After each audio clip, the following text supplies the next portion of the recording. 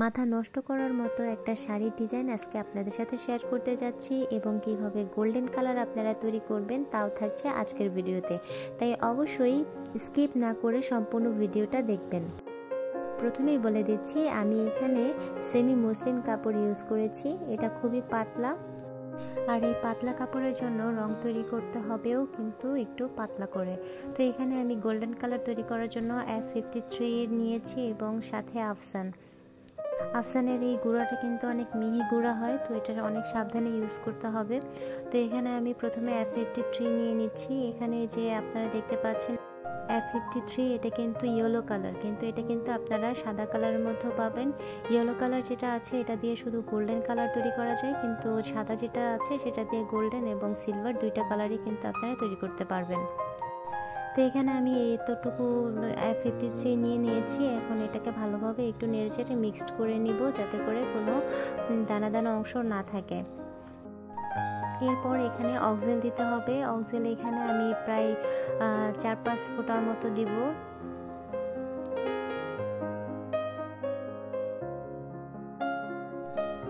এরপর দিব এনকেটাও আপনারা খুব সাবধানে ব্যবহার করবেন। এখানে আমি 1 চামচের মতো এনকে দিয়ে নিচ্ছি। 1 চামচের থেকে একটু বেশি দিচ্ছি, যেহেতু এখানে F53 একটু ঘন, তাই এটাকে পাতলা করার জন্য এনকে দিলাম 1.5 চামচের মতো। এবং এখন দিব হচ্ছে বাইন্ডারটা কিন্তু কালারটা ধরে রাখার জন্য অনেক হেল্পফুল, তো আপনারা অবশ্যই বাইন্ডারটা ভালোভাবে ইউজ করবেন।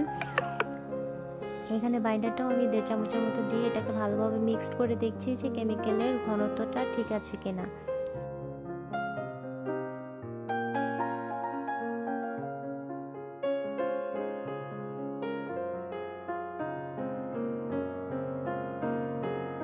এরপর এখানে আমি আফসান ইউজ করব। আফসানের যে গুঁড়াটা এটা অনেক মিহি থাকে, তো এটা আপনারা সাবধানে খুলবেন এবং সাবধানে কিন্তু এটা ইউজ করতে হবে, আদারওয়াইজ কিন্তু এটা অনেকটা ছড়িয়ে যাওয়ার সম্ভাবনা থাকে। তো এখানে আমি আফসানটা ইউজ করব 1 চামচের মতো। দেখুন এটা একদম গোল্ডেন কালার, আর এটা রাখার সাথে সাথে কিন্তু দেখলেন যেটা একটু মানে উড়ে যাওয়ার মতো হয়, এটা ছড়িয়ে যায় আর কি। তো এটা খুব সাবধানে ইউজ করতে হয়। এরপর এটাকে ভালোভাবে মিক্সড করে নিব, একেবারে যেন কোনো রকম দানা দানা অংশ না থাকে।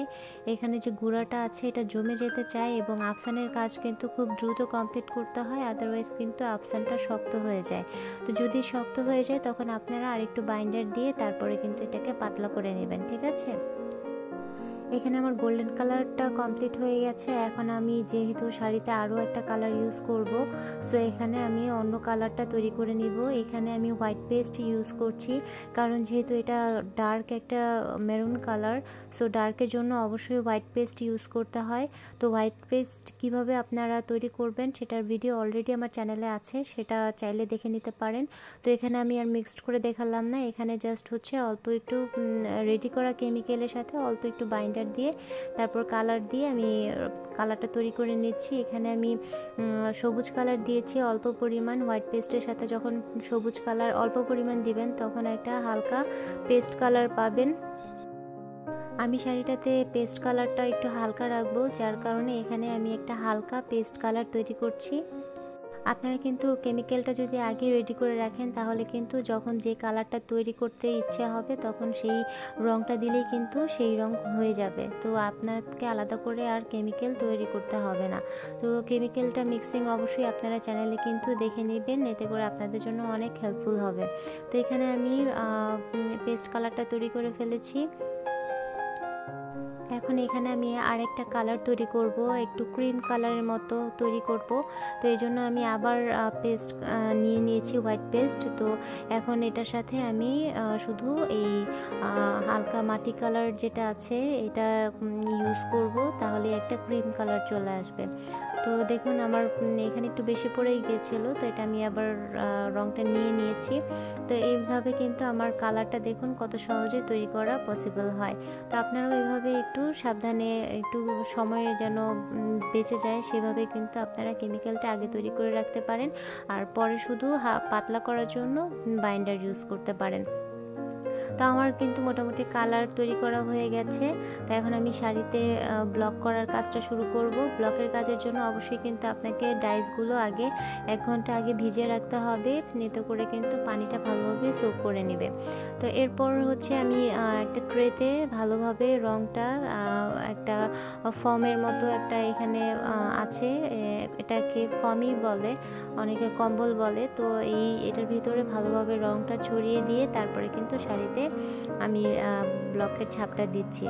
তা আমি এখানে ভালোভাবে আপনাদের দেখিয়ে দিব কিভাবে আপনারা কর্নারের সাইডটাতে কাজ করবেন। যেহেতু এটা হচ্ছে সেমি মসলিন কাপড় আর এটা যেহেতু একটু ভাঁজ করা ছিল, তো এখানে একটু কিন্তু ভাঁজ অংশ রয়েছে, এটাকে একটু আমি টান করে তারপরে কাজ করছিলাম। তো আয়রন করেছিলাম কিন্তু তারপরে আয়রনটা থাকছিল না, তো এই জন্য আমি ভালোভাবে এটাকে টান করে তারপরে ডাইসটা দিচ্ছি। আপনারা যদি টান করে কাজ না করেন তাহলে কিন্তু ভাঁজের অংশটাতে ছাপটা ভালো করে বসবে না। তো এটা ভালোভাবে খেয়াল করে আপনারা কাজ করবেন। শাড়ি অনুযায়ী কিন্তু আপনাদের যে ব্লকের কাজগুলো আছে সেগুলো করতে হয়। তো এখানে আমি যেহেতু এটা চিকন ডাইস, এটার কর্নারটা খুব প্রবলেম নেই, তো এই জন্য আমি কিন্তু সাধারণভাবেই কর্নারটা করে ফেলেছি। এরপরে যখন আমি পাড়ের কাজ করব, একটা মোটা ডাইস নিব, তখন এটার জন্য কিন্তু আমি এখানে আলাদা করে একটা কাগজ নিয়েছি এবং কর্নারটাকে ভালোভাবে সেট করে নিচ্ছি। এভাবে করে কিন্তু আপনারা কর্নারের কাজটা করবেন, এতে করে কর্নারের কাজটা খুব সুন্দর আসবে, ফিনিশিংটাও ভালো আসবে। এখানে যে আমি ডাইসটা ইউজ করেছি এটা কিন্তু ডাবল ডাইস। এটা দেওয়ার পরে কিন্তু এটার উপরে আমি আরেকটা ডাইস দিয়ে কাজ করব, তখন আমি সেখানে গোল্ডেন কালার যে আফসানটা আছে সেটা ইউজ করব। এখানে মোটামুটি আমার কর্নারের এক পাশ হয়ে গেছে, এখন আমি আরেক পাশে দেখাচ্ছি। এইভাবে করে আপনারা কাগজটা সরিয়ে নিয়ে তারপরে আবার ডাইসটা দিবেন। এখন দেখুন কাগজটা ওঠানোর পরে কিন্তু কর্নারের ফিনিশিংটা চলে এসেছে। এখানে যতটুকু বাকি আছে ওটা আমি আলাদা করে একটু তুলি দিয়ে দাগ দিয়ে নিয়েছি। এখন আমি ফুলের উপরে কিন্তু গোল্ডেন কালারের যে কালারটা তৈরি করেছিলাম সেটা ছাপ দিয়ে নিচ্ছি। তো এটা একটু পাতলা কাপড়, এই জন্য কিন্তু আপনাদের ক্যামেরাতে এত বেশি ভালো দেখা যাচ্ছে না বা বুঝতে পারছেন না, কিন্তু এটা কিন্তু সামনাসামনি অনেকটা গ্লেজ দিচ্ছে। তো আপনারা যখন নিজেরা কাজ করবেন তখন বুঝতে পারবেন। তো এখানে কর্নারেও কিন্তু আমি ফুলটা যখন দিচ্ছিলাম যেন ওই ফুলটার উপরে না পড়ে যায়, এই জন্য কিন্তু কাগজ দিয়ে নিয়েছি। তো এভাবে করে কিন্তু কর্নারের পাড়ের কাজটা আমি করে ফেলেছি। আপনারা অবশ্যই সাবধানে কাজ করবেন। ডাইসগুলো যখন আপনারা চাপ দিবেন তখন কিন্তু খুব বেশি জোরে দিবেন না, এতে করে কিন্তু রং ছড়িয়ে যায়। তো এই জিনিসগুলো আপনারা মোটামুটি খেয়াল রাখবেন।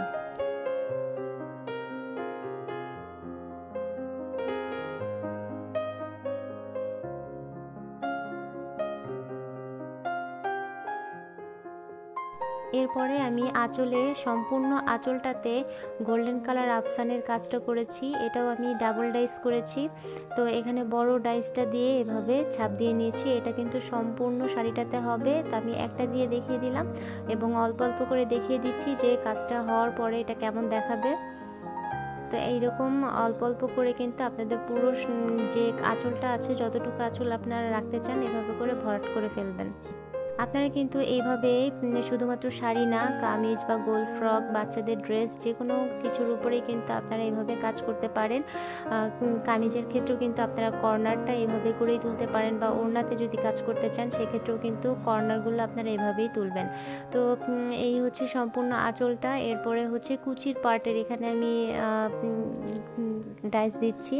এখানে যে পাড়টা আছে, পাড় কিন্তু সব পাশেই সামনে এবং বুকের সাইডে সব জায়গায় কিন্তু সেমই থাকছে, শুধুমাত্র হচ্ছে আমি এর উপরের সাইডটাতে একটু ডিফারেন্ট করেছি।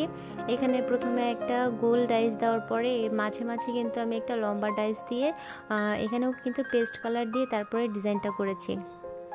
এরপর এখানে হচ্ছে ডাবল ডাইসের যে ফুলটা ছিল সেটা দেখিয়ে দিচ্ছি। এভাবে করে খুব সাবধানে কিন্তু আপনাদের এই কাজটা করতে হবে, যেহেতু এটা একজ্যাক্ট একটা পয়েন্টে পড়তে হবে। তো আপনারা এটা খুব ধীরে সুস্থে তারপরে ভালোভাবে এটা খেয়াল করে করবেন, ঠিক আছে? এভাবে করে কিন্তু আপনারা শাড়ি বা 3 পিস যে কোনো কাজই কিন্তু করতে পারেন, খুবই ভালো লাগবে সেক্ষেত্রে। তো আপনারা কিন্তু কালার কম্বিনেশনও চাইলে ডিফারেন্ট করতে পারেন। এখানে আপনারা চাইলে বিভিন্ন ধরনের কালার কম্বিনেশন তৈরি করে তারপরে নতুন নতুন জিনিস তৈরি করতে পারেন। তো এবার আমি সম্পূর্ণ শাড়ির যে মাঝখানের যে জায়গাটা আছে সেখানে এরকম ছোট ছোট ডাইস দিয়ে করছি, এটাকে বুট্টা বলে অনেকে। তো এটা দিয়ে তারপরে সম্পূর্ণ শাড়িটাতে আমি এভাবে ছোট ছোট ফুল দিয়ে দেব। এতে করে কিন্তু সম্পূর্ণ শাড়িটাতে একটা সুন্দর কাজ চলে আসবে। এখানে প্রথমে আমি একটা নির্দিষ্ট দূরত্বের নিচের শাড়িটা দিয়েছি, এরপর এটার মাঝ বরাবর দিয়েছি, এরপর উপরে আবার এটার মাঝ বরাবর দিচ্ছি। এভাবে করে নিলে কিন্তু আপনাদের দাগ দিয়ে নেওয়ার দরকার হবে না, আপনাদের এটাতে অনেকটা সময় বেঁচে যাবে। তো আপনারা এইভাবে করে সুন্দরভাবে কাজগুলো করতে পারেন। তো এভাবে এইটা সম্পূর্ণ মাঝখানের যে বডির জায়গাটা আছে সেখানে আমি এটা করে ফেলবো। তো এই হলো আমার সম্পূর্ণ শাড়ির ডিজাইনটা, দেখুন কত সুন্দর লাগছে। এটা কিন্তু খুবই নিখুঁত এবং খুবই ভালো লাগছিল সামনাসামনি। তো আপনারা চাইলে কিন্তু এই ধরনের ডিজাইন শাড়ি বা হচ্ছে 3 পিস ওড়নার পাড়গুলোতেও কিন্তু এইভাবে ডিজাইন করে আপনারা কাজ করতে পারেন।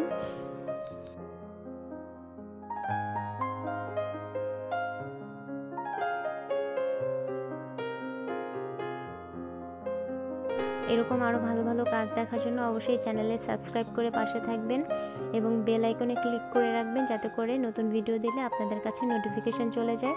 আবার আসবো নতুন কোনো ভিডিও নিয়ে। সে পর্যন্ত সবাই ভালো থাকবেন, সুস্থ থাকবেন। আল্লাহ হাফেজ।